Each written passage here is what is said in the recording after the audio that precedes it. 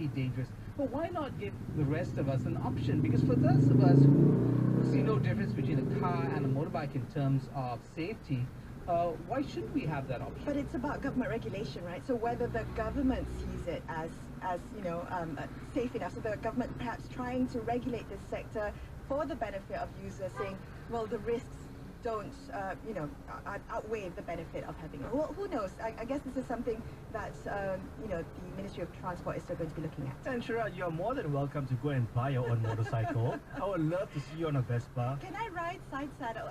I understand that's illegal, but we take us around the kampong. I think there are all kinds of options. I just think that, this is also a class issue because the prices will come down with a motorcycle, services of the sort.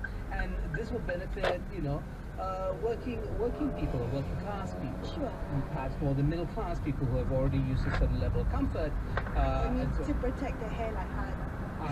It gets blown in the wind quite a bit. Okay, let's turn to our morning newspapers.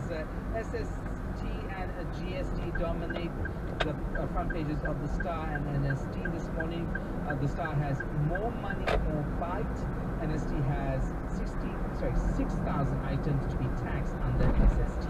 Looking at the front pages of the Malay Mail and the Sun, again reflecting our conversation earlier about calls for resignation. So Malay Mail has Asaruddin quits over MH370, and the Sun has, I'm not sure whether it's a statement or a question, Ali Hamzah should go. This in reference to the Chief Secretary to the government, that Tan Sri Dr. Ali Hamzah. The G25 group has asked for Tan Sri Ali to resign. And looking at the Malay dailies, you've got Sina Harian and Utusan still banging on that same communism drum. Sina Harian's headline reads, Jangan Pesong Sejarah, and then Utusan reads, Ganas, Kejam. This is in relation to perhaps the inclusion of the communist movement's history here in Malaysia and incorporating that into local textbooks. When I read the headline, I'm going to have your voice in my head saying, Ganas, just like Kejam. Okay, what's interesting about the Sina Harian front page is that it's not their editorial line. Jangan Pesong Sejarah is not what they're saying. It's what the former Deputy Prime Minister Zahid Hamidi is saying, right? So that's one thing that needs to be made clear.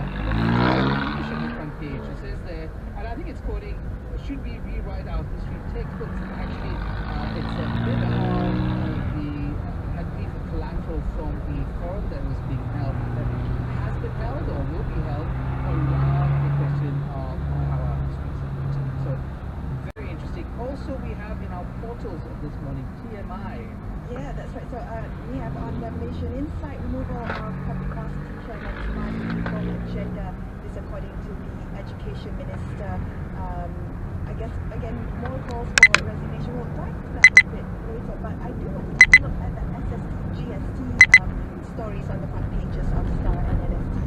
So yesterday it was debated in Parliament, bill to repeal GST, and more details about the incoming SSC on sales and services tax.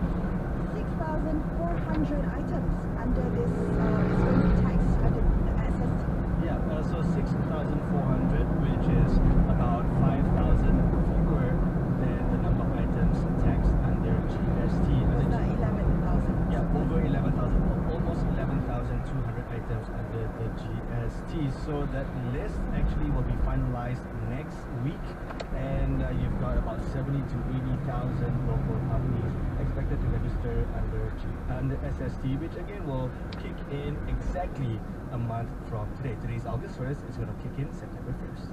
Yeah, well, just we have more tweets coming in on the right, Haley. Coming in high. And I think it needs to be mentioned. So that's my full name. That's the handle of the producer. Thank you so much for your comments. I would use it. Just my car increased prices 2 weeks ago. We had Dago right before the previous government clamped down on it. They had 0 accidents. I suspect government said no because they have no share in it. They were hard on move and grab to the change when they had a stake. Okay, but yeah, I think there is an issue of pricing, and it really does do service. In fact, J.M. Menon also weighed in. He says, I see the power of it in Bangkok. I don't have to rely on inefficient feeder bus service to get to the LRT, and I'm out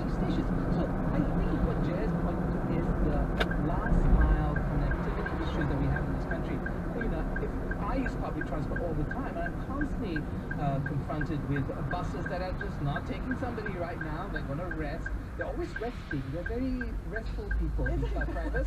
It's a stressful job. Can you imagine if that last mile was supplied by a motorcycle service? I think it would be excellent. It would be very quick. It won't be a long ride. And so you could get to from using public transport across the city, and then the last mile, that's it. Sounds like a very well-rehearsed pitch to be presented to the Transport Minister there, Sharakutan. Can I also just mention a quick tweet from Divan Vasudevan from, this is regarding the national car conversation we had a little bit earlier.